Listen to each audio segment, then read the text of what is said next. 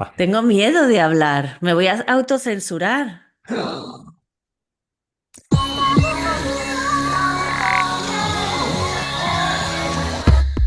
Hola y bienvenidos a Cierra el libro al salir, un podcast de literatura en el que hablan los libros, las personas que los escriben, las personas que los leen. Yo soy Fernando Vicente y por suerte para todas vosotras no estoy solo en esta aventura, sino que me acompaña la poeta fallera Ana Vidal. ¿Qué tal, Ana? Mira que he pensado que si tuviera una peluca de fallera me la ponía, pero como yo no soy fallera, muy bien, pues aquí, in the middle of the fallas. Que estamos, porque es hoy cuando acaban, o sea, ¿están acabando ahora o No, están empezando? el miércoles, es Mi- porque estamos el fin de semana anterior, ahora es cuando están todas las fallas expuestas, Ujú, y el miércoles creo que es la cremate, el 19 de marzo, ¿no? ujú. Que estamos grabando el fin de semana del 16. Y bueno, pues luego me quiero ir a Valencia un rato a verlas, a ver si puedo llegar hasta Valencia. Sí, porque allí está lloviendo como aquí o no. Ahora mismo no, pero sí que están anunciadas lluvias, pero más bien porque como hay fallas en todos los pueblos, pues no se puede entrar. Tengo que ir a Gandía a coger el tren, no me voy a ir en coche a Valencia. No. Y, y entonces a ver si es posible. ¿Y si llueve no se queman o No no lo tengo ni sabes? idea. Son mis primeras, son les meves primeres falles. Bueno, pues ya nos No, contarás no como en sé. tus primeras falles. Eh, que bueno, pues episodio 76 correspondiente, voy a darme un poquito más de luz, correspondiente al mes de abril de 2025. ¿Y de qué vamos a hablar hoy? Así muy rapidito. Pues hoy vamos a hablar de las desnoticias, que no tengo ni idea de qué van. Vamos Ujú. a hablar de la novela que hemos leído, Aguamala, de Nicola Pugliese. Vamos a hacer la sección de George Sanders, esta vez sí con un cuento que ha leído George Sanders y analizado, con la nariz de Gogol. Se llama Nicolai Gogol, Gogol. Nicolás. Nicolai, sí. Vale, Nicolai Gogol. Y, y por último vamos a hacer la libropedia. Sí, una libropedia inventada que esta vez te toca a ti. Pero esta vez te lo he puesto muy fácil, ¿eh? Esta vez me Creo toca que a no has mí. leído, creo que no has leído el ¿Sí? libro, pero es fácil. Bueno, pues si te parece, voy a coger mi tablet para leer las desnoticias. Las desnoticias de hoy son muy sencillitas, ¿eh? Son dos cosas bastante simplonas, pero espero que nos dé para hablar un poco. La primera de ellas. Esto me hizo gracia porque digo, jo, a mí me encantaría. Yo siempre he pensado en dejar cápsulas del tiempo cuando hago algo. Ujú. Una vez leí que un tío decía que se había comprado una casa, un piso, y se había puesto a reformar, entonces había cogido en el baño y había tirado abajo las baldosas, ¿no? Del baño, pues no le gustaban. Entonces empezó a tirar las baldosas y en un momento dado tiró una baldosa y detrás había un mensaje pegado en la pared, no sé si pegado, escrito con spray o lo que fuera, que ponía, ah, así que no te gustan las baldosas que hemos elegido, que elegimos nosotros. Ostras. Y me hizo mucha gracia lo de los mensajes ocultos en las reformas, ¿no? Bueno, pues siempre he pensado que si tuviera que hacer algo, que encima fuera a construirse algo, dejaría una botella con algo. Entonces, como eso siempre me ha hecho gracia, he leído una noticia que dice que estaban haciendo reformas en el Teatro del Rey de Edimburgo, que es uno de los teatros más antiguos. Estaban haciendo pues, una serie de reparaciones y entonces fue un fotógrafo local de allí de Edimburgo, que además estaba muy relacionado con el teatro porque estaba en la asociación o en ¿cómo se llama? El patronato, ¿no? Que lo gestiona y fue allí a hacer fotos de la reforma y se subió a un andamio y vio una cosa extraña y metió mano así entre unas vigas y encontró una botella de cristal con un mensaje, un papelito enrollado dentro, como si fuera una de esas que se tiran al océano, pero entre las vigas, ¿no? En vez de quedarse entre las olas, se ¿Qué queda entre las dices? vigas. A ver, la botella llevaba 120 años allí porque la última reforma en profundidad de ese teatro había sido en 1906 y el trozo de papel contenía el mensaje, no era muy espectacular, simplemente era una lista de todas las personas que habían trabajado en esa restauración del año 1906, desde los arquitectos a los albañiles, a los que habían puesto el yeso, todos. Estaba ahí una lista con la profesión de cada uno. Y bueno, pues, ¿qué más? Había una descripción de lo que habían hecho, ¿no? De qué habían hecho con el edificio, qué habían tocado, qué no habían tocado, pues para si en el futuro alguien hacía, como era el caso, una reforma, que supieran qué es lo que se había modificado y se había añadido en la reforma anterior, ¿no? Entonces, bueno, ha sido para ellos para los del teatro este, del patronato este del Teatro Real, del Teatro del Rey de Edimburgo, pues muy interesante, ¿no? Porque conecta, porque es una manera también de conectar la historia del teatro hacia atrás, ¿no? No de todo lo que había pasado. Y para la gente de Edimburgo, pues decir, mira, mi abuelo o mi bisabuelo, en 1906 serían casi bisabuelos ya, mi bisabuelo fue yesero aquí, o puso ladrillos en este teatro, o fue el carpintero que puso las vigas, o lo que fuera, ¿no? Entonces es una cosa como a mí eso siempre me hubiera gustado hacerlo a mí. Por eso la he elegido, me ha chocado. No tiene más recorrido la historia, más que lo que te acabo de contar. Bueno, pero está interesante. Yo una vez escribí un mensaje en una baldosa, Sí. un mensaje de amor en una baldosa, y luego sé que fue borrado. Borrado no, que pintaron encima para taparlo. O en una baldosa de la casa de alguien. O de la calle, o cómo. Sí, sí, sí. Una baldosa de la casa de alguien que luego pues decidió que obviamente, ¿no? Porque yo ya no volví a ir y bueno, pues aquello terminó trágicamente. O trágicamente o felizmente, que muchas veces pensamos que es algo trágico que se acabe una relación y Ujú. puede ser más feliz para ambas partes, ¿no? El caso es que terminó y borró, pero luego no había terminado del todo y cuando volví lo vi borrado, que Entonces, todavía como... fue como lo que te he dicho al principio, lo de, o sea, que no te gusta en las baldosas que Sí, elegimos. sí, sí. Así que no te gusta la frase que te puse, ¿eh? Pues eso es un poquito eso. Yo sí que he pensado, como yo tengo, bueno, ya sabéis que tengo una Turquesa quiere casa. decir hola al podcast. Hola, gata. Como yo te traería a mi gato, pero no sé dónde está. Em, Como yo tengo una casa en el campo y que alguna vez hago alguna cosa y tal, siempre digo, pues como esto lo voy a tapar, o voy a echar cemento, o voy a echar tierra, o lo que sea, digo, debería meter una botella con fotos y decir, mira, lo hicimos en el año 2025 en este caso. ¿No? Es una cosa es una idea que me atrae mucho. Y ya te pediré un cuento y lo Mm. meteré también. Te pediré un cuento inédito, lo meteré y seguirá siendo inédito hasta que alguien lo descubra, si lo descubre alguien en algún momento. ¿Eh? ¿Te Eso mola? sería muy guay. Pues en el colegio, en la guardería de mis hijos, donde fueron mis hijos, en el curso de mi hijo hicieron una cápsula del tiempo. Enterraron una cápsula del tiempo y la desenterraron antes de que se hayan ido, de que se fueran a la universidad, o sea, el curso pasado, ¿no? Y mi hijo no sé, pues no le apeteció ir. Y el problema fue que no se acordaban exactamente en qué parte del patio la habían enterrado. Y me acuerdo que estábamos en un grupo de WhatsApp hablando de eso, y entonces había planos, cada uno ponía la cruz en un sitio diferente del plano. Digo, hubiera sido maravilloso que no lo encontraran. Pero lo encontraron, ¿no? Lo encontraron, lo encontraron. Fue muy Bueno, emotivo todo. pondré ahora, bueno, una foto del mensaje que se encontró. Bueno, y esto es también un poco lo mismo, es una conexión pasado y pasado más lejano.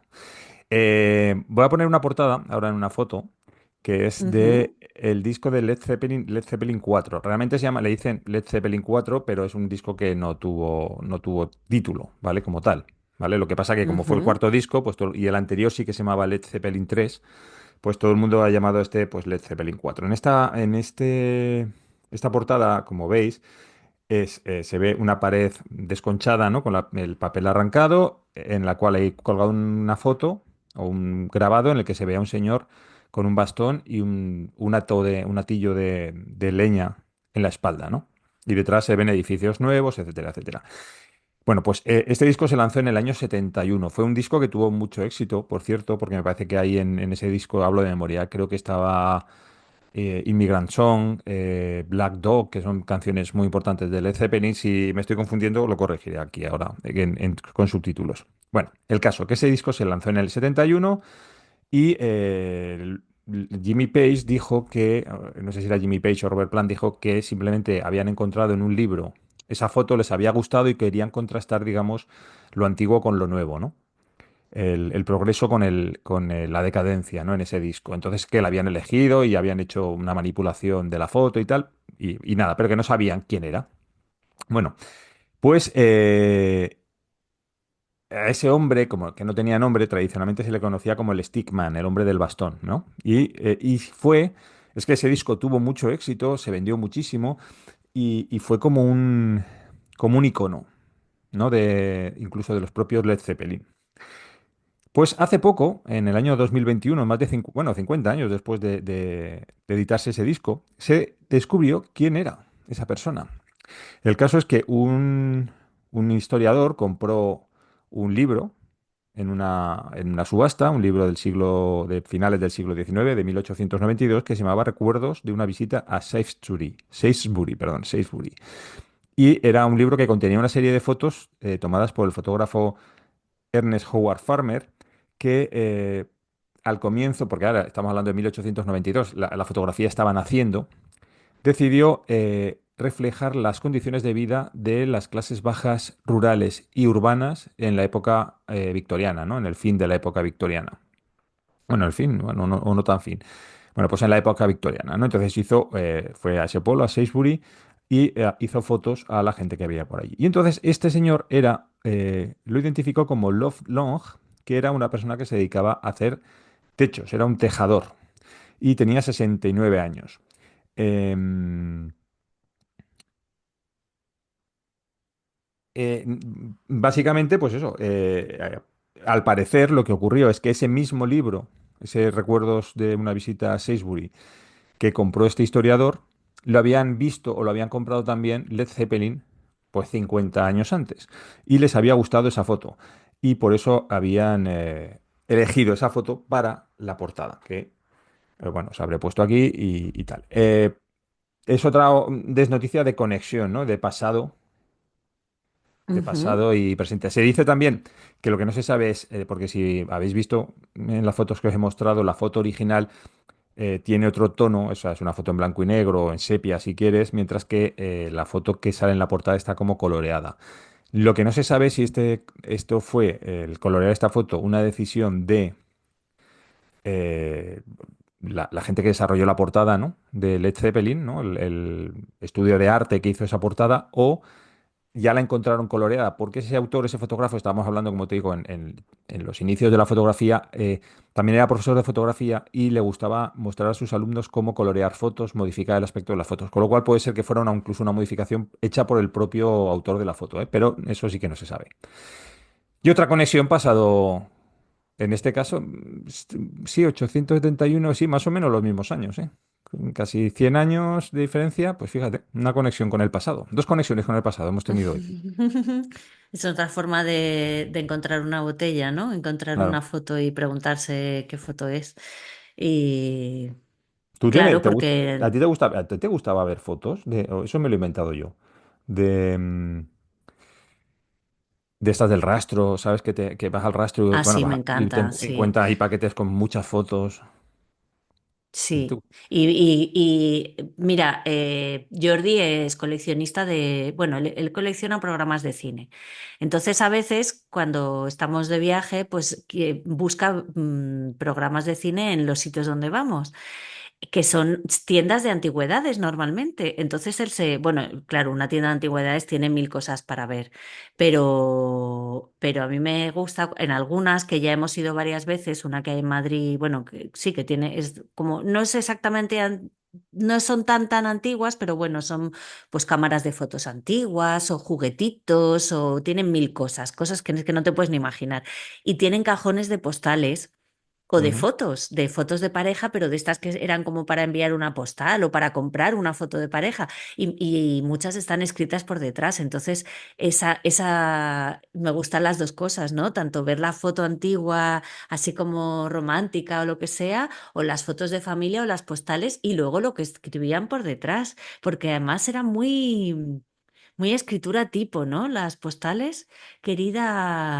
Querida mamá, aquí estamos y nos acordamos mucho de ti. Este es Por un la lugar muy presente. bello por el que pasear. Sí, bueno, y esas fórmulas antiguas, que claro, ahora me lo estoy inventando, pero no es así. O sea, es Sí, que es sí. verdad que era muy formal todo, cómo se Te envío unas mandaban. letras, te envío unas Sí. letras por la presente.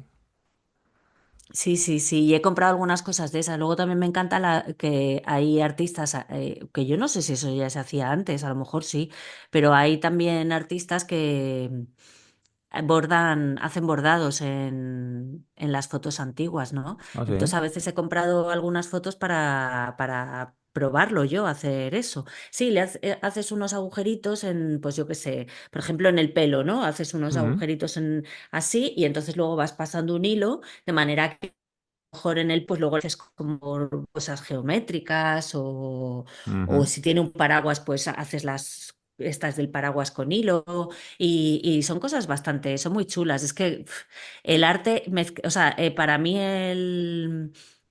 lo que es el arte mezclado con fotografía, el collage, Colás. bordado, tela, todas esas mezclas, acuarela, todas esas mezclas que se pueden hacer, que son infinitas, claro, porque no tienes más que sentarte un rato y pensar diferentes cosas y hacer. Pues me parece una pasada. Y cuando es mezclado con fotos antiguas, pues claro, es que todavía tiene como, para mí tiene como más valor, ¿no? El mezclar algo de hace 100 años Claro. o 50 o 70 con tu técnica y tu mano de ahora. Mm. Bueno, Fernando, y que entonces vamos a hablar de Aguamala, de Nicola Pugliese. Sí, un libro sobre la lluvia, ¿no? Voy a decir una cosa antes que es que me he acordado esta mañana pensando que teníamos que grabar. Mira, cuando yo era adolescente, no sé, que tendría 16, 15, no sé qué años, ¿no? Un verano de estos súper sofocante.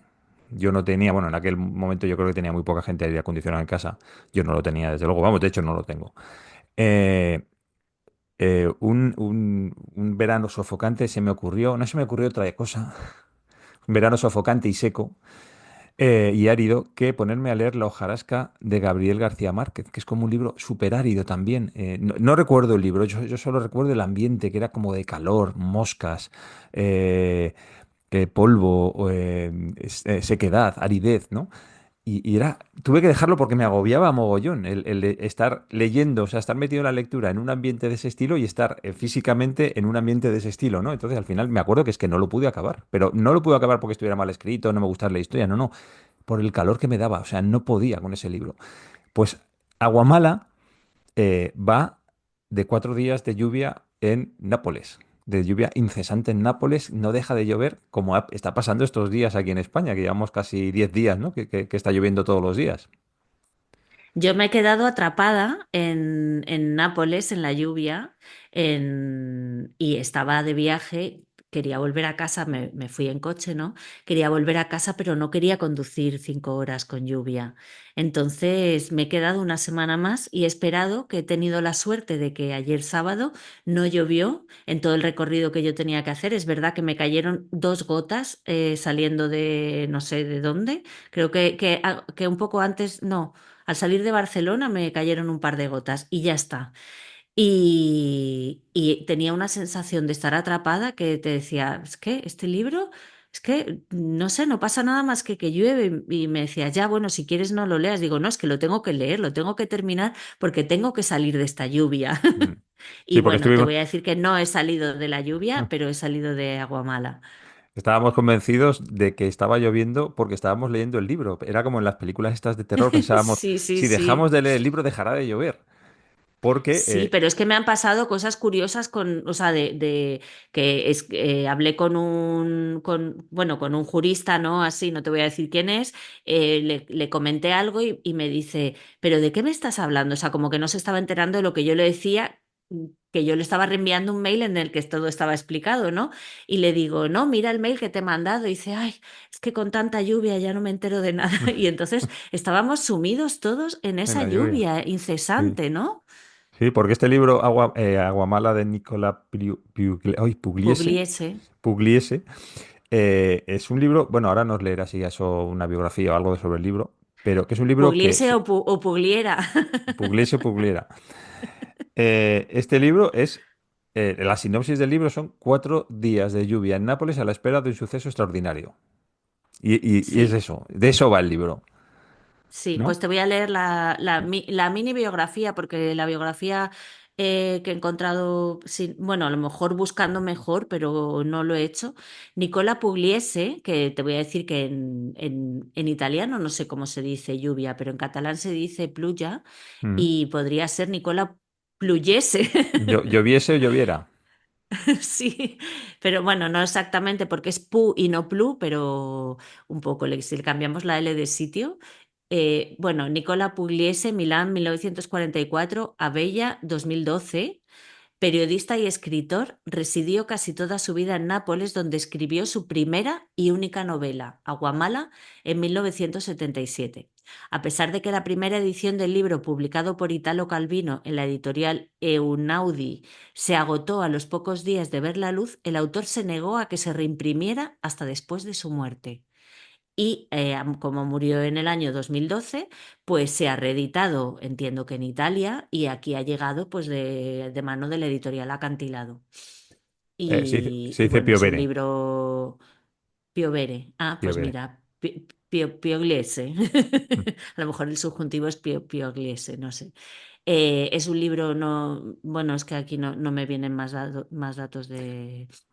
A ver, Claro, pues es que yo creo que él se dio cuenta que un libro sobre la lluvia en Nápoles lo que iba a provocar era lluvia, entonces se negó a que se publicara otra vez, ¿sabes? fíjate, pero si lo hubiera publicado, pero a lo largo de su vida, desde que publicó este libro en el 77 hasta el 2012, habrá habido épocas de sequía también en Nápoles. ¿No se le ocurrió Mm, volver a publicar el libro para que volviera a mm, llover? O claro, una cosa es que llueva y otra cosa son las consecuencias catastróficas de una lluvia seguida durante tanto tiempo. mm.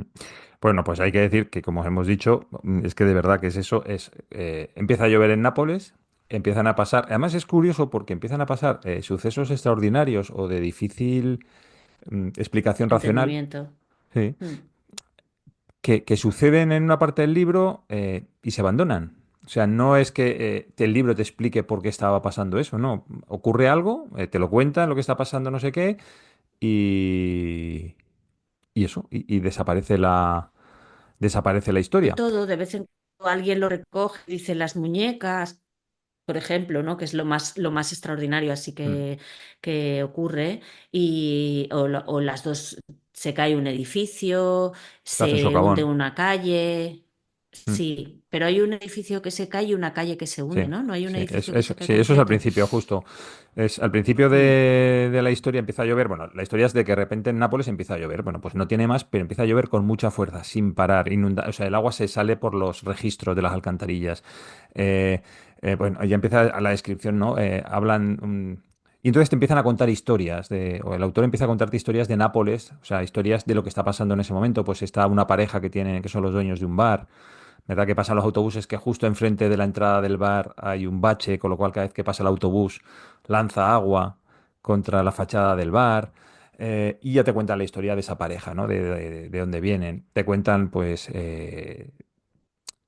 la historia, pues eso, del edificio que se cae, el socavón, la gente que muere allí, y luego en el entierro, ¿no? El entierro es como, claro, pues un funeral in the rain, y como el cortejo fúnebre, en principio va todos juntos, pero luego llegar al cementerio, que claro, cada uno no son de la misma clase social, cada uno se va a una parte y se separa del cortejo, en fin, empiezan a contarte muchas historias.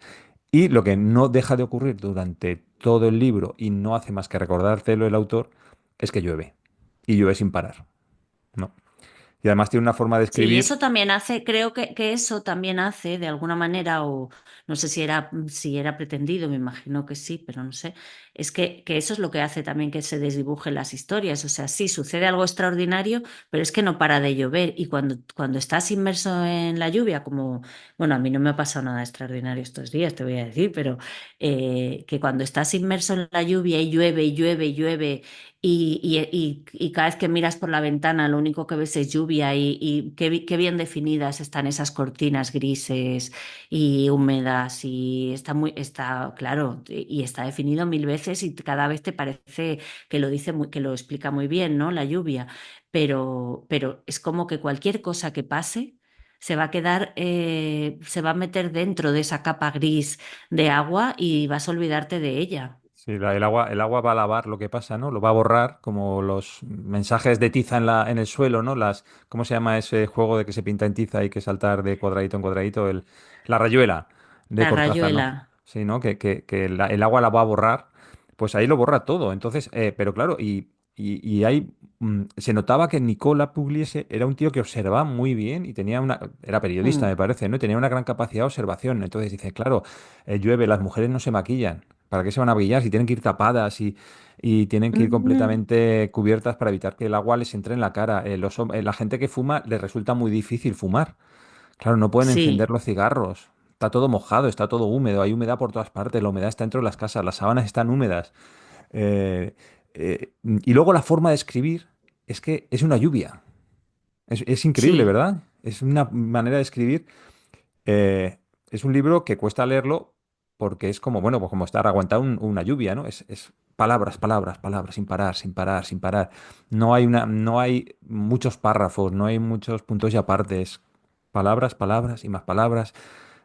Si tienes algo subrayado, lo podríamos leer porque es una forma. sí, espera un momento.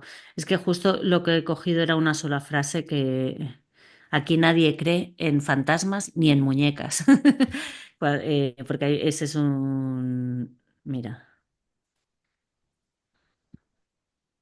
Porque ya sabemos que cuando llueve hay hundimientos y ahí socavemos. Sabemos que la gente llama a los bomberos y los bomberos acuden y por ahí se nos escapa algún muerto. Sí, de acuerdo. Esta vez hay 7 muertos. Un desenlace terrible. Esto ahora te digo por qué lo he subrayado. De acuerdo, un desenlace funesto, pero hasta cierto punto lógico en el antiguo contexto de una ciudad que vive su historia bajo la forma aparente de la proliferación. Si proliferaran los niños, los parados, los menesterosos o las mujeres tiradas en la calle, ¿por qué no los muertos? Solo eso, nada más. Cierto. Son hechos que conmueven, cierto, conmueven. Dejan huella e instigan polémicas, dan que hablar a lo largo de varios días. Durante varios meses se recuerda todo, todos los detalles. El suceso se comenta incluso en las callejuelas de Monte Calvario, incluso bajo los puentes de Sanitá. Pasado el tiempo habrá alguno que seguirá evocando, desde luego habrá evocadores. Un día preguntarán, ¿recordáis a los muertos? Ay, de la vía. Un momento que no puedo pasar de página porque lo tengo todo subrayado.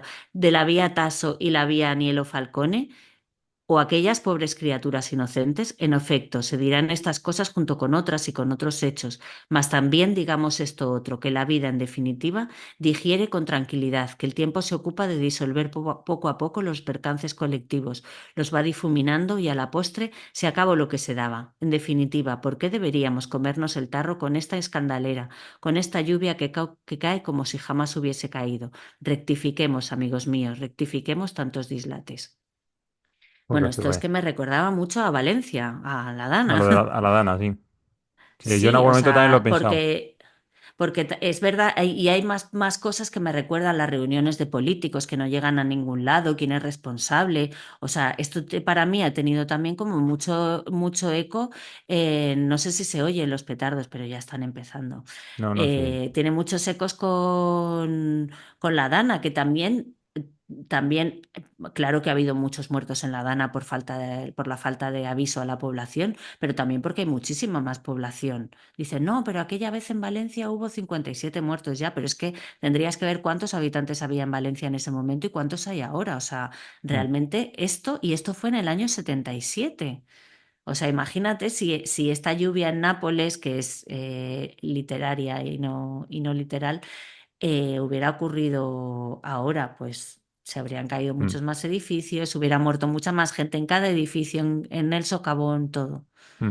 Y es cierto eso que decías tú de los políticos, porque cuando están hablando en las reuniones de los políticos, a ver qué hacen, ¿no? Por la lluvia, porque claro, se ven desbordados a nivel material y humano por toda ese agua y todo lo que está pasando.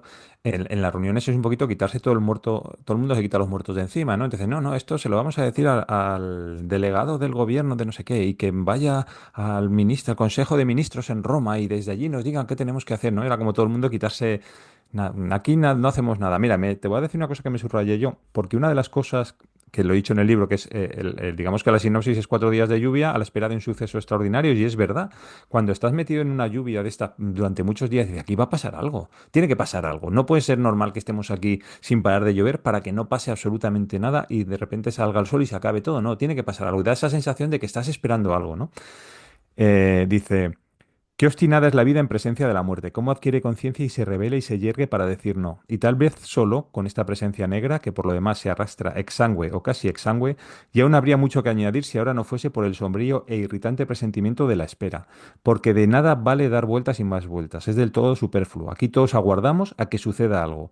No sabemos, no, nadie sabe, pero seguro que alguien trama algo en algún sitio, y va a ocurrir inexorablemente, y quizás sea tarde entonces, demasiado tarde. Pero entre tanto, ¿qué queréis? Uno ya no tiene a dónde ir.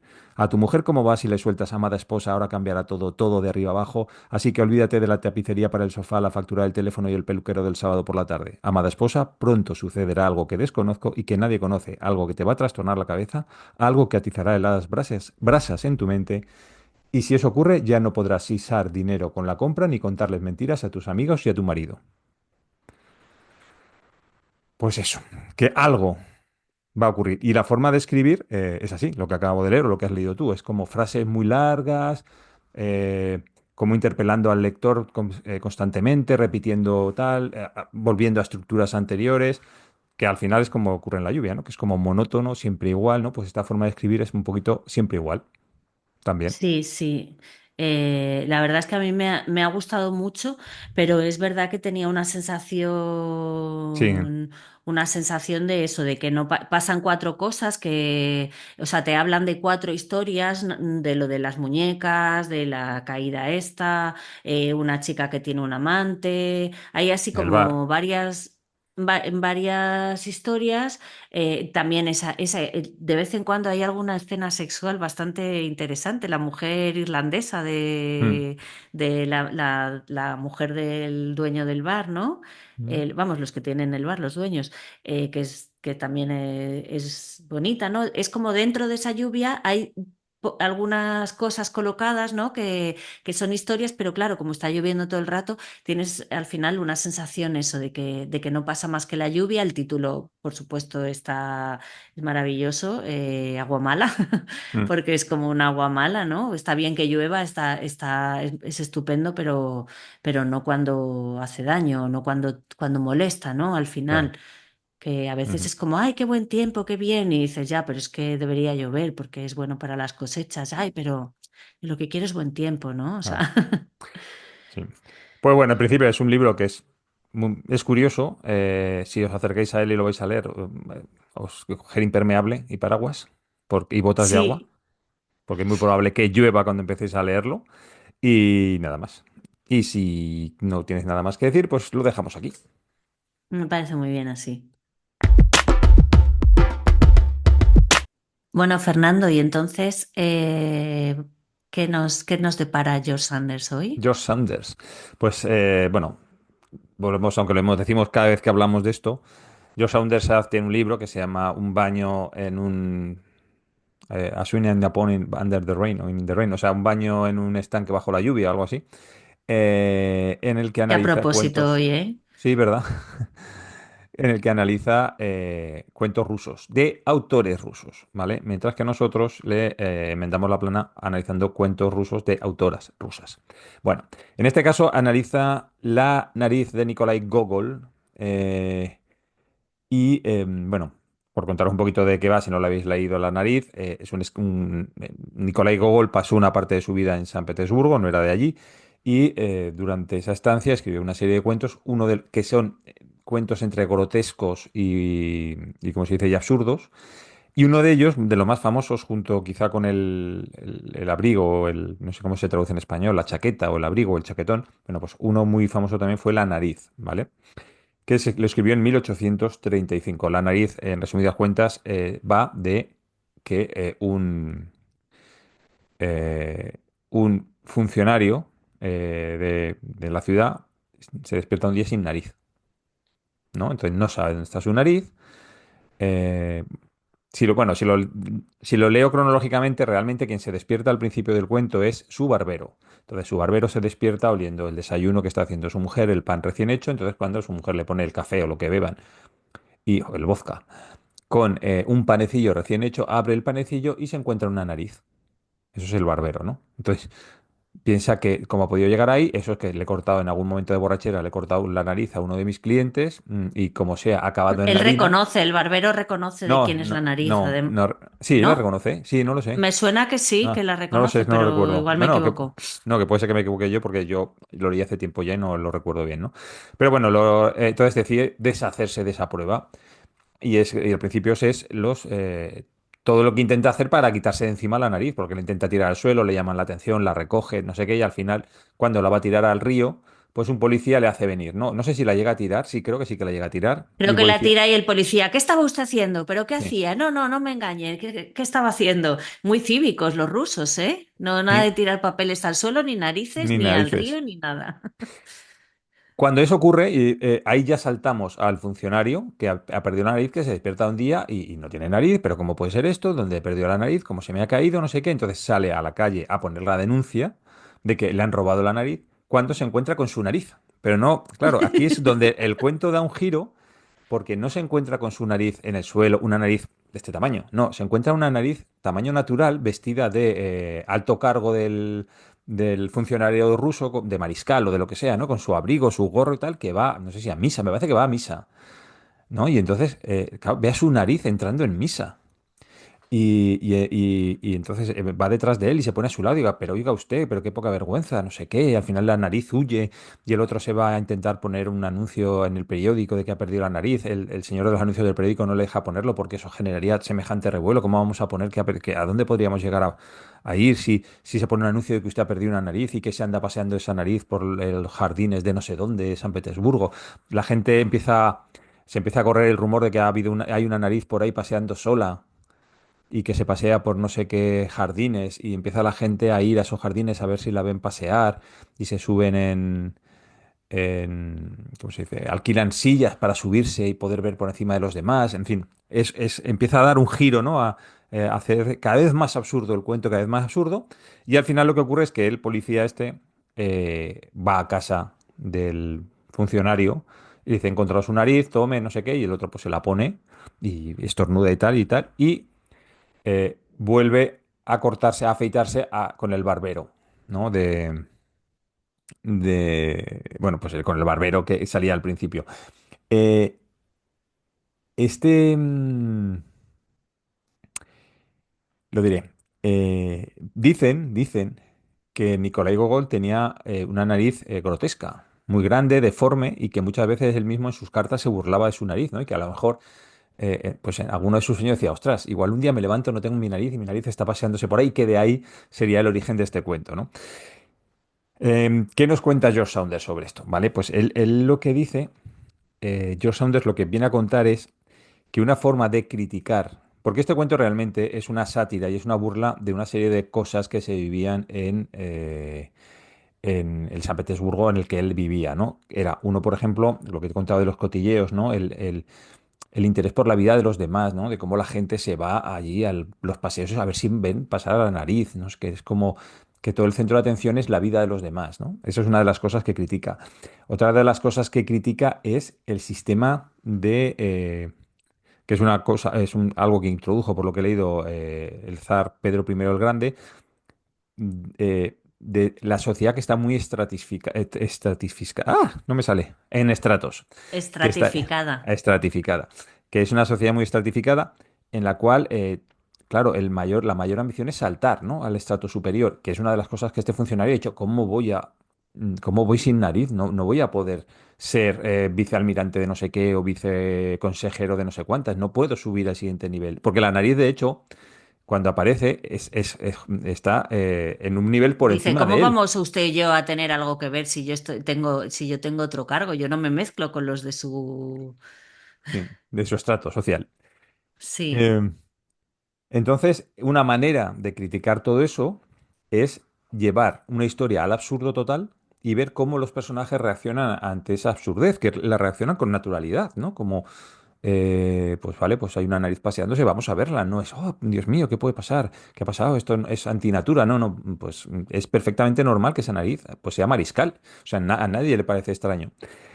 Em, del mismo modo, pero si te fijas, para llegar a ese nivel de absurdez, tienes que empezar con un elemento realista. Es decir, el barbero se despierta y encuentra una nariz en su pan y dice, ostras, esto es que le he cortado la nariz a alguien.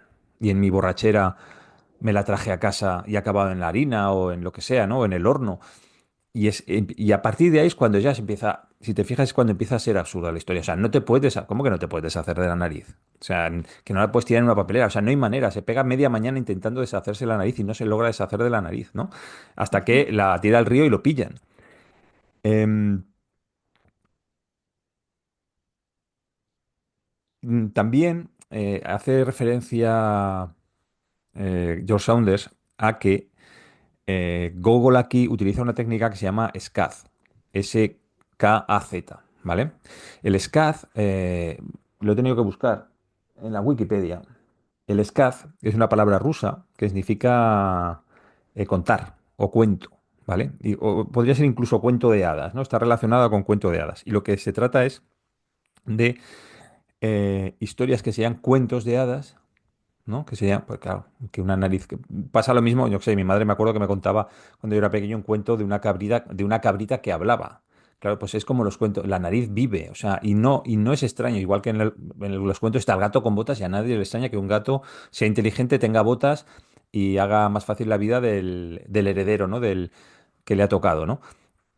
Pues esto es igual, es elementos absurdos que son perfectamente naturales, como en los cuentos de hadas, y a los que nosotros en la traducción igual no lo notamos tanto, porque traducir esto es muy complicado, eh, hablan en jerga. O sea, el lenguaje popular está muy metido dentro de la forma de escribir, de la forma de hablar de los personajes, el lenguaje popular, pero no se pone entre comillas. O sea, no se marca para que te des cuenta de que ya sé que es que están hablando raro, no, sino que de la misma manera que una nariz puede pasearse vestida de mariscal, eh, el lenguaje popular se introduce en la narración de forma natural, es la forma que tienen que hablar los personajes, ¿no?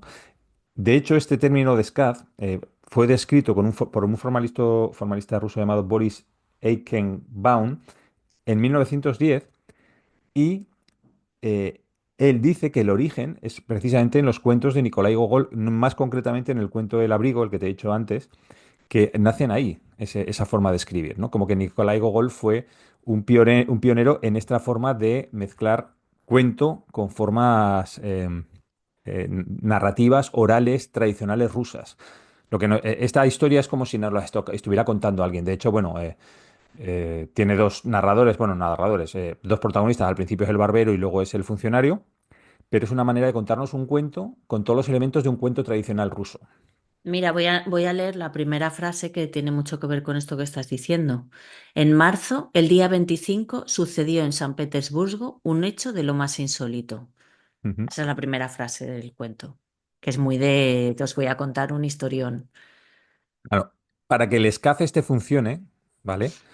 eh, que es una cosa tan absurda, el narrador, no te puedes fiar del narrador. Claro, te lo está contando el funcionario, ¿no? Que se encuentra con la nariz, que va vestida de, pues eso, de un alto cargo, que habla con ella, que la otra dice, por Dios, que no, yo no me mezclo con gente como usted.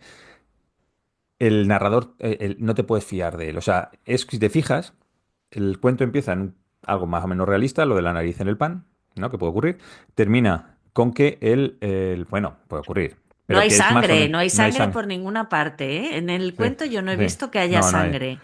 Pero empieza algo más o menos realista, termina con que el funcionario revuelve a recibir su nariz y se va a volver a afeitar con el mismo señor, ¿vale? Una circunstancia. Y entre medias es como un sueño, ¿no? Es como una cosa en la que todo puede suceder, ¿vale? Mm. Esto hace que, según George Saunders, el estilo de de Gogol, perdón, crea una narrativa inarticulada y confusa, mostrando la contradicción entre la percepción personal y la realidad. Vale. ¿La nariz qué simboliza? Bueno, la nariz simboliza la vanidad, la identidad social y la falta de control. La pérdida de la nariz refleja el vacío del funcionario y su obsesión con las apariencias sociales. Y a pesar de que, pues, esto es una cosa muy interesante en cuanto a los cuentos, normalmente en una historia siempre se dice el personaje tal tiene un conflicto no sé qué y acaba el conflicto y cambia, ¿no? Eso es el gran tótem, ¿no? De escribir un cuento. Hay una situación, hay un conflicto, hay un cambio, ¿vale? Fin del cuento. Realmente, si tú te fijas aquí, la vida es tan absurda que no hay un cambio. Pierde la nariz, se vuelve loco con la nariz, yendo a la policía, yendo al periódico, intentando encontrarla, no sé qué, le recuperan la nariz, se la pone y no pasa absolutamente nada. Sigue igual con su misma intención de ascender socialmente, yéndose al mismo barbero, etcétera. Y hay otra cosa también, que claro, siendo una nariz no podría ser de otra manera, es que la parte olfativa está muy involucrada en el cuento. Hay una cosa que se repite varias veces y es que el barbero le huele las manos. Que siempre le dice el Sí. funcionario que se lave las manos porque, claro, le pone la navaja debajo de la nariz y que le huelen muchísimo, que le apestan las manos, que se las lave. El pan huele, claro, cuando el panadero Mm, se despierta está oliendo al desayuno, ¿no? Al pan en el horno, etcétera, etcétera. Entonces, los aspectos olfativos en la historia son muy importantes. Y poco más te puedo contar de esto de la nariz, pero está... Ah, el sistema, es que no he encontrado. Pedro I el Grande introdujo una tabla de rangos, ¿vale? Mediante el cual los ujú, plebeyos podían obtener nobleza hereditaria a través del servicio al Estado. Es decir, si tú servías al Estado como funcionario, ibas ascendiendo de niveles y podías tener un título nobiliario bajo que se podría heredar. mm. Ujú. Fíjate que yo al leerlo es, claro, es precursor quizá de todo esto, ¿no? He pensado, es una idea muy buena para un microrrelato. Mm, Lo de alguien que se despierta sin la nariz podría haber sido un microrrelato si es que no está escrito ya. Y también me recuerda mucho a la fantasía, no lo fantástico, de lo que habla Cortázar. mm, Y los cuentos de Cortázar tienen pues como la carta de una señorita en París, ¿no? El hombre que vomita conejos.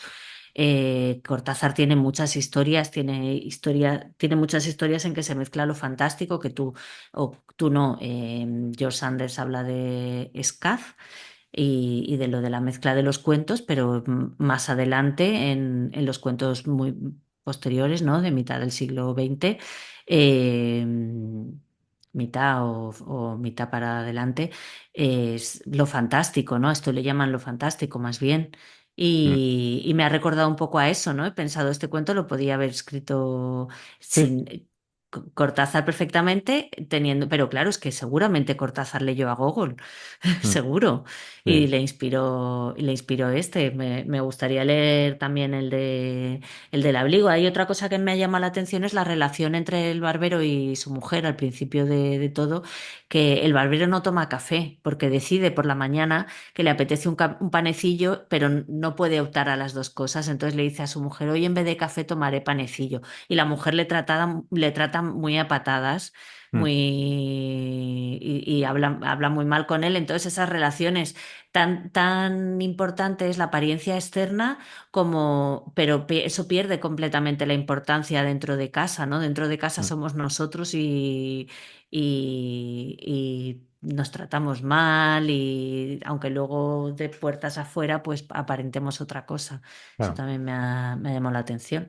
Sí, Y yo de todo lo que he leído sobre el cuento este, yo creo que me quedo con eso, ¿no? Con que realmente el escribir historias absurdas lo que te permite es ser, sobre todo claro, estamos hablando que esto es 1830, o sea, no era una democracia. Rusia no era una democracia, había un zar y, bueno, ya lo vimos con el cuento del abogado de moda de Tefi, pues si te tenían que matar, pues te mataban y ya está, y no hay ningún problema. Te fusilaban, bueno, fusilar, no sé si te fusilaban o te ahorcaban o qué hacían, pero que no había ningún problema, se aplicaba la pena de muerte y ya está. Entonces había determinadas cosas que si las querías criticar, que le pasaba un poquito también a Chekhov, tenías que ser muy sutil. O eres muy sutil en la crítica, o te vas al absurdo. O sea, hacer una cosa, contar una cosa tan absurda que nadie se la puede tomar. A ver, nadie que no, o sea, una persona inteligente sí se la puede tomar como una crítica a lo que sea, ¿no? Pero normalmente los censores y los altos funcionarios no suelen ser tan inteligentes. Entonces no lo ven como una crítica. Entonces esos cuentos solían pasar. El decir fíjate tú, un funcionario, ¿no? Y todo el rollo este del funcionario con las narices, no sé qué. Bueno, pero realmente hay muchas críticas a lo que dices tú, pues la vida familiar, las relaciones de pareja en Rusia, el cotilleo, el ascenso social, todo esto está muy metido dentro de este cuento, contado de tal manera que se pueda contar, ¿sabes? ujú. Pero Claro, vamos, había que saber escribir entre líneas. Sí, había que saber escribir muy bien. De hecho, Gogol, o sea, tanto Chekhov como Gogol están entre los escritores eh, de cuentos que han marcado la forma de escribir de mucha gente. O sea, lo que decías tú, que probablemente Cortázar leyó, bueno, tanto a Chekhov como a Gogol y muchas de las cosas se las quedó.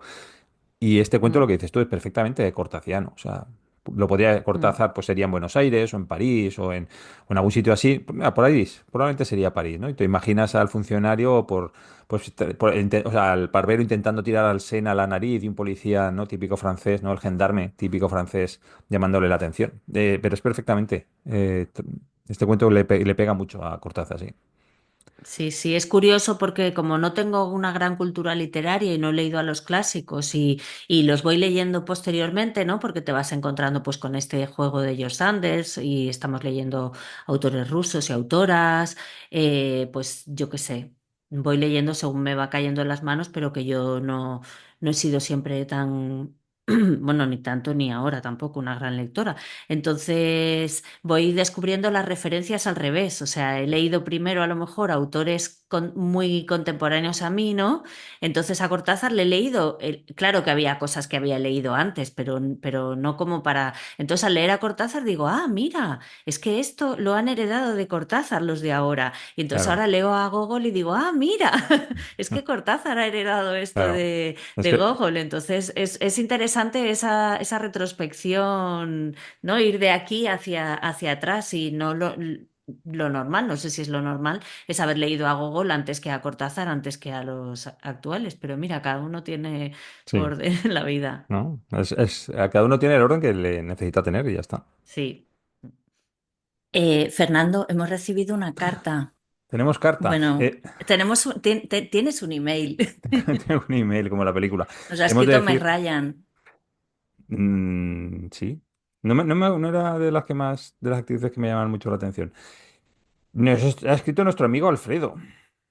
Nos ha Alfred, escrito Alfredo Alfredo. para comentar la nariz. Claro, es que habíamos dicho que, bueno, él es que es muy cumplido con esto de los cuentos, está haciendo el taller estupendamente y además se nota mucho en el comentario exhaustivo que hace. Hemos de decir que, como veis, vamos con otra ropa porque esto lo hemos grabado a posteriori. Este capítulo lo hemos tenido que grabar muy pronto por asuntos personales míos. Lo digo porque Alfredo se disculpa si llegaba tarde. No, en este caso no ha llegado tarde él, lo que nos hemos adelantado somos nosotros. Entonces hemos tenido Eso que también es volver. ser impuntual, ¿sabes? El adelantarse, Cuando ¿verdad? llegas antes también eres impuntual. Pues en este caso la culpa es concretamente mía, que necesité grabar antes, pero bueno, como ha llegado la carta y todavía no hemos editado el programa, pues vamos a comentar lo que Estamos nos a dice. tiempo. ¿Lo lees tú lo que nos comenta? Lo ¿Lo leo leo yo. yo? Vale.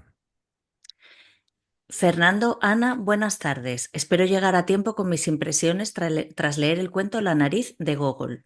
En primer lugar, he de decir que el cuento me ha gustado mucho, y eso que al empezar a leerlo no tenía esa sensación porque me resultaba una historia demasiado surrealista, demasiado extraña e inverosímil, pero la verdad es que no pude dejar de leerla.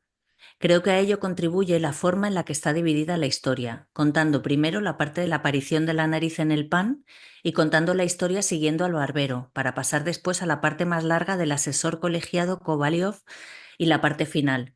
Y me gusta especialmente la forma en la que separa las partes con ese, pero el suceso queda a partir de aquí envuelto en brumas y no se sabe nada en absoluto de lo ocurrido después.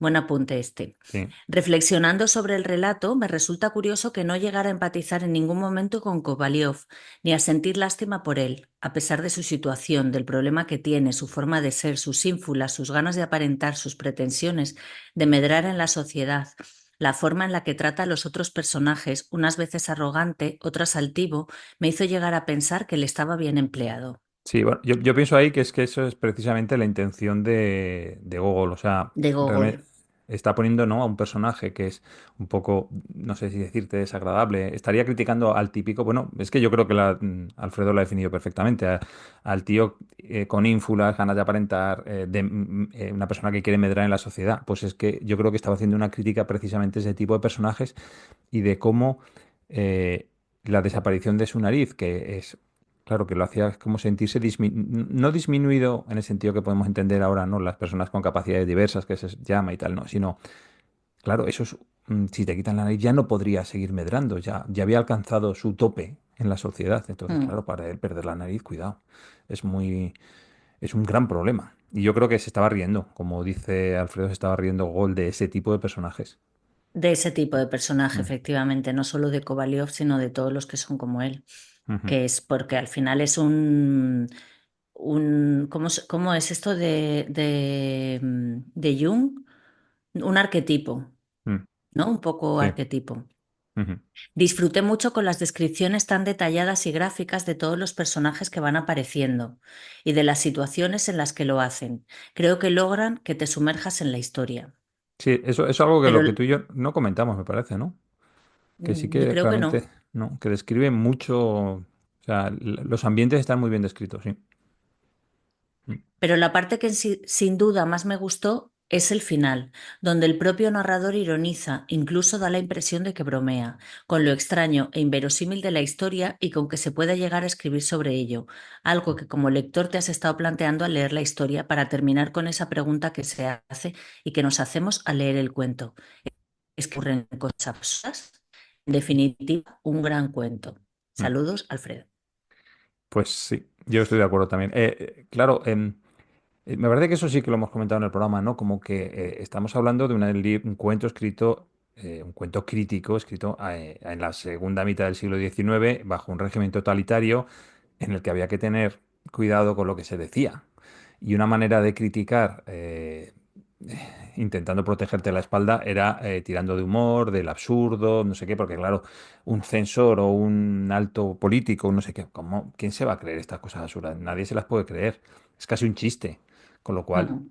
no es una crítica real. Yo imagino que esta misma historia, no la historia de la nariz, evidentemente, nadie pierde una nariz y la nariz se va por ahí andando, pero sino que quieres criticar a un determinado tipo de funcionario público, no sé qué, y lo haces en serio, tirando del drama, a lo mejor sí que le hubiera costado una sanción o, bueno, como vimos en el cuento de un abogado de moda, de Tefi me parece que era, ¿no? No, pues bueno, Sí, sí, claro. lo hubieran llevado a juicio. Ya le había avisado Tefi de lo que podía pasar Claro. si escribía algo serio, ¿no? Claro. Entonces, si vas en plan broma, pues te puedes librar una multa, no sé qué, pero si vas en plan serio, tal. Y yo creo que por ahí tiró Gogol, me imagino, ¿eh? Esto estamos aquí hablando por no callar. Pero vamos, el Bueno, y es que análisis de... En Rusia además, o sea, la literatura siempre ha sido crítica, ¿no? Sí. Entonces, para poder publicar y para poder criticar, pues tenían que hacerlo usando recursos como el humor, ¿no? Mm. De hecho, si tú lees cuentos de Chekhov, no sé cómo se pronuncia, Musings o Muzniks, o que son los campesinos, ¿no? Los siervos de la gleba que se decían en el régimen feudal, que es que de todas maneras Rusia era un régimen feudal y fue un régimen feudal hasta bien entrado el siglo XIX o casi hasta el XX. Los siervos estos de la gleba, los Muzin o Muznik, no sé cómo se pronuncian, salen mucho en sus cuentos y se critican sus condiciones de vida. Y yo, por ejemplo, estoy leyendo ahora una cosa que se llama... Es un almanaque, ¿vale? Son como ideas que León Tolstoy fue escribiendo en sus últimos años de vida, ¿no? Entonces, 25 de marzo y habla de un tema, el 26 de marzo habla de otro tema, ¿no?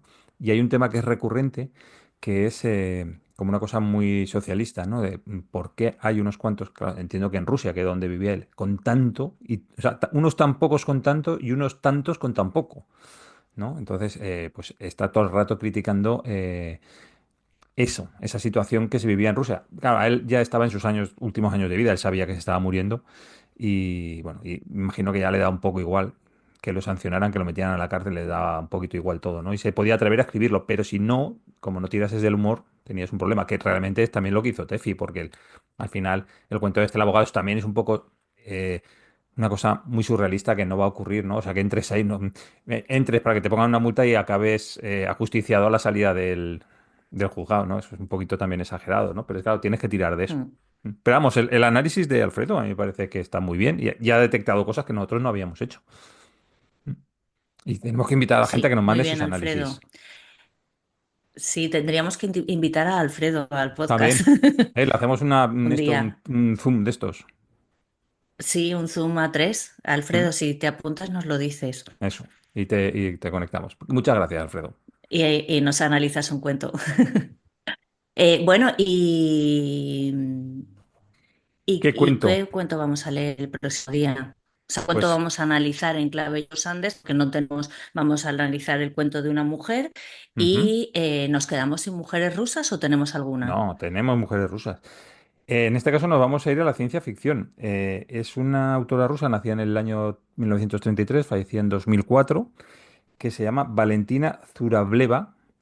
Y es un cuento de ciencia ficción que se llama El capitán de la astronave Polus. Es bastante difícil de encontrar, así que os lo colgaremos en la web y Ana en las redes sociales os pondrá el enlace para que lo podáis leer, porque creo que va a ser complicado que lo encontréis. Vamos, nosotros lo hemos encontrado, ¿verdad?, en un libro recopilatorio de cuentos de narradores de la Unión Soviética. 16 narradores o 15 narradores y una narradora, Es curioso ¿verdad? porque estaba buscando Sí, a otra autora rusa y me saltó este libro y pensaba que ahí estaba la otra autora rusa y resulta que no, que era esta. Y sí, hemos sí. dicho, bueno, pues aceptamos, A Valentina. María, has dicho, ¿Perdón? Valentina Valentina Zurableva. Zurableva como autora rusa. Sí.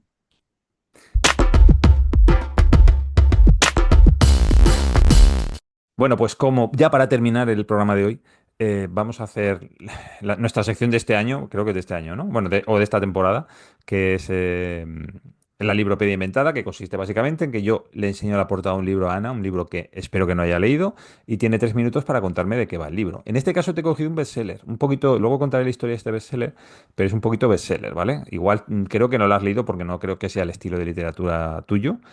Pero, va, tenemos 3 minutos, voy a prepararme el cronómetro. A ver, tres ¿Y qué pasa minutos. si lo he leído? Pues cortamos y te busco otro. Vale. ¿Vale? Bueno, el libro es este, ¿lo ves? Blackwater. Blackwater, La La ría. Riada. Es bastante. La portada da bastante información, de lo que va el libro, ¿vale? Y el autor, que no sé si Ajá. se ve muy mal, es Michael McDowell, ¿vale? Te pongo 3 minutos. ¿Estás preparada? Michael McDowell, Sí. sí. Venga. 3 minutitos. No sé si se ve. 3 minutos. Venga, dale.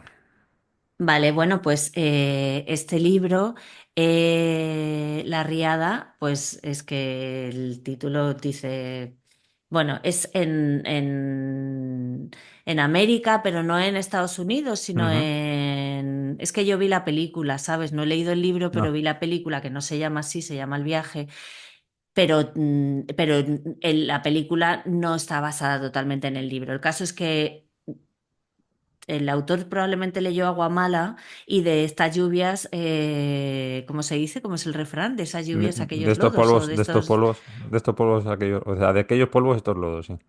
Bueno, pues la lluvia al final lo que hace es inundar, pero no en Nápoles, sino en centro Sudamérica, inunda las calles, entonces pues se desbordan los ríos, Ujú. etcétera, etcétera, y se convierte en todo como si fuera, como si estuviéramos en Venecia, pero no es en Venecia, no es en Italia, ya nos hemos salido de Italia y nos hemos ido a América, y entonces pues todo América se vuelve navegable. Y Mm. no solo América, sino las ciudades y bueno, pues es una especie de como si nos imagináramos Venecia, pero en el mapa de América. Y bueno, pues por suerte claro que se caen algunos edificios y todo eso, pero no va de eso la historia. La historia va pues de una familia que se monta en una barquita y va recorriendo desde el sur, desde La Pampa, Ushuaia. Ushuaia. Ushuaia, el fin del mundo, hasta México. Primero van a Argentina porque, bueno, están buscando se sube la familia, pero están buscando al padre, que el padre se fue a trabajar a Argentina. Entonces van a Argentina y allí, pues, todo el camino que llegan hasta Argentina y en Argentina resulta que les dicen que el padre no está en Argentina, que se había ido a México. Claro, no les había escrito, o sí. Pero es que las cartas se mojaron, la mayoría de las Claro. cartas se mojaron entre las lluvias y las riadas y todo, y entonces nunca les llegó la información de que el padre estaba en México, entonces siguen navegando y llegan a México y bueno, pues es una road movie, que en este caso como es por Boat. agua, no sé si... Boat. Water What movie? movie, water history, because it's not a film, Ujú. aunque yo he visto una película, no es una película, sino que es un libro, entonces una historia acuática en una barca en que la familia pues le van pasando cosas, van conociendo a gente a la que le han pasado cosas, porque las cosas que te pasan cuando se convierte todo en agua, pues son diferentes. Y Vale. hasta aquí puedo leer. He acertado plenamente, ¿no? Ha Pleno acertado al 15. totalmente. Pero totalmente, totalmente. Bueno, te cuento un poquito. No, pero no vas muy desencaminada. Te leo, yo no lo he leído, que conste. Estos son libros de mi hija. Esto es un. A ver. Michael McDowell era un autor muy amigo de Stephen King, ¿no? Que murió en los 90 de SIDA, era gay, murió en la época Iba a decir que era el padre de McDowell, el de la naranja mecánica, ¿es? Ya, No. pero no es McDowell. ¿Es McDowell, el de la naranja mecánica? No, perdón, bueno, uno de estos que se llama McDowell, que no es Andy McDowell, Vale. pero como no me acordaba el nombre, no lo he dicho. Vale. Bueno, pues este autor es un amigo de Stephen King. Escribía. Esto es una novela, o sea, él escribió una novela en 6 novelas. Es decir, él escribió una novela, pero la dividió en 6 porque la quería publicar estilo como en el siglo XIX por entregas, ¿vale? Realmente es una sola. Entregas. Sí, es una sola novela que ocupa 6 volúmenes. Pero él en Estados Unidos, todos los publicó en el año 83, me parece que cada mes. Cada mes o cada 2 meses sacaba uno, ¿vale? Él decía que le gustaba ser comercial, que eso de que un escritor comercial era como un insulto, que no era así, que él decía que él no pensaba escribir para que sus libros estuvieran en las bibliotecas durante siglos, que él lo que quería es que estuvieran en las tiendas de libros la semana que viene. Entonces era un tío, pues eso, ¿no? De publicar mucho. Entonces, este libro en Estados Unidos se publicó en el año 83, pero en Europa no se había publicado hasta que hace muy pocos años, no sé si 3 o 4, se publicaron en Francia y fue un éxito brutal de ventas. Pasaron a Italia, fue un éxito brutal de ventas. Y aquí en España los trajo Blackie Books, que es una editorial que suele tener bastante tino con estas cosas, y también ha sido un, pues un éxito de ventas. Un Este éxito de autor, ventas. este autor es el guionista de Beetlejuice, la original, el guión es de él. Y el guionista no exactamente el guionista de Pesadilla antes de Navidad, pero de las historias en las que se basa, de Jack Skeleton, el personaje de Jack Skeleton es de este autor también, ¿no? Y de las historias en las que se basa Pesadilla antes de Navidad es obra de este autor. Bueno, pues ¿de qué va Blackwater? Blackwater dice, las oscuras aguas del río Blackwater de Alabama, él era de Alabama el autor, inundan Perdido, un pequeño pueblo al sur. Allí los Cascade, que es un clan de terratenientes ricos, lo que intentan es salvar a todo el mundo, ¿vale? De la riada, ¿no? De los daños. Y entonces van a salvando a la gente, van, bueno, como se ve aquí, con una barca por el pueblo, salvando a la gente, ¿vale? Hasta que encuentra, su hijo Oscar, que va en la barca, encuentra dentro de un hotel a una chica misteriosa. Y se la lleva, que parece no tener miedo al agua, y se la lleva. Entonces, al final, los 6 libros van sobre la relación, porque esto es un matriarcado. La que manda en esta familia de terratenientes es la Marilov, María Amor. Marilov es la que manda, entonces llega ella como a usurparle el poder, ¿no?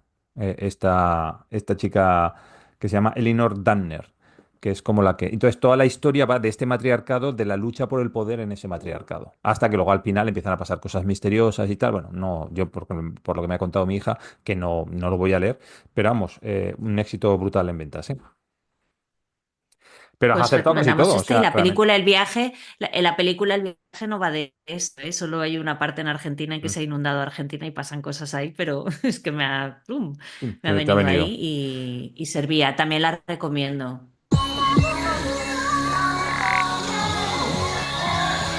Hasta aquí puedo leer.